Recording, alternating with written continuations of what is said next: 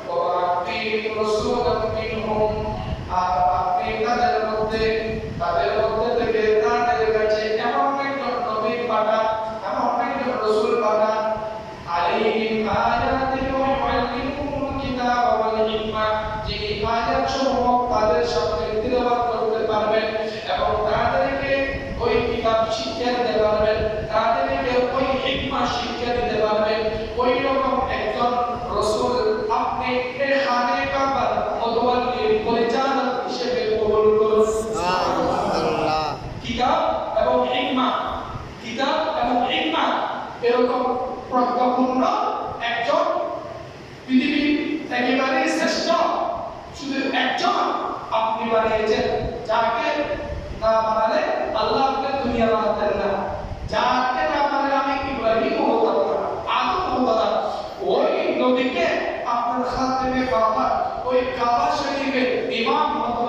পরিচালক হিসেবে কবুল করুন। আমিন। আল্লাহ দরবারে দোয়া করেছেন কে? ইব্রাহিম আলাইহিস সালাম। এই দোয়া করার পর এরপরে কি বলেছেন কি তাদেরকে পরিশুদ্ধ করবেন, মানুষকে কি করবেন? আত্মাকে পরিবর্তন করবেন, আত্মা থেকে অপবিত্রতা নাপাকি দূর করে দিয়ে আত্মাকে নূর দ্বারা আলোকিত করবেন। সুবহানাল্লাহ। আচ্ছা, ইন্নাকা আনতাল আজিজুল হাকীম, আপনি প্রজ্ঞাশালী, মহাপ্রজ্ঞাময়। আপনাদের দেখবেন ঈদে মিলাদ নবীর এই মাস সুন্নি যে সমস্ত পাড়া মহল্লা এলাকা রয়েছে, প্রত্যেকটা পাড়া মহল্লায় জশ্নে জুলুসে মিলাদের ঈদ রব একটা পরিবেশ। সুবহানাল্লাহ। আর যে মহল্লাগুলো সুন্নি মহল্লা নয়, যে মহল্লা যে এলাকাটা সুন্নি এলাকা নয়, যে গ্রামটা সুন্নি গ্রাম নয়, ওই গ্রামটা মরা, ওই গ্রামটা কি মরা গ্রাম। ওখানে একেবারে সাহারা মরুভূমির মতো, কিসের মতো? সাহারা মরুভূমির মতো ওই এলাকা। আমার রাসূলের বেলায়েতের শুভ আগমন হয়েছে এই মাসে। সমস্ত আসমানের ফেরেশতারা খুশি হয়েছে, সমস্ত বিজ্ঞ তরুণরা খুশি হয়েছেন, রাসূলের উপর দরুদ পড়েছেন, সমস্ত সৃষ্টি আল্লাহর তারিফ করেছেন, আমার রাসূলের উপর দরুদ পড়েছেন, খুশি উদযাপন করেছেন। সমস্ত নবী আমার রাসূলের শুভ আগমনের বার্তা দিয়েছেন। সুবহানাল্লাহ। এতগুলো সুসংবাদ থাকার পরেও কিছু কিছু মুসলমান এলাকা আপনি দেখবেন সাহারা মরুভূমির মতো কোনো আওয়াজ নেই, আওয়াজ নেই। এই জন্য আমার আপনার শুকরিয়া আদায় করা উচিত। আমি আপনি সুন্নি করে জন্ম হয়েছি, কোন করে? সুন্নি করে জন্ম হয়েছি, জান্নাতি করে জন্ম হয়েছি। সুবহানাল্লাহ।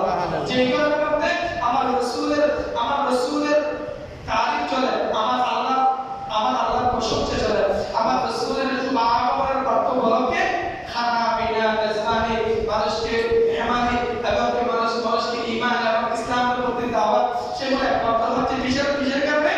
জশ্নে ঈদে মিলাদুন নবীর মাধ্যমে। সুবহানাল্লাহ।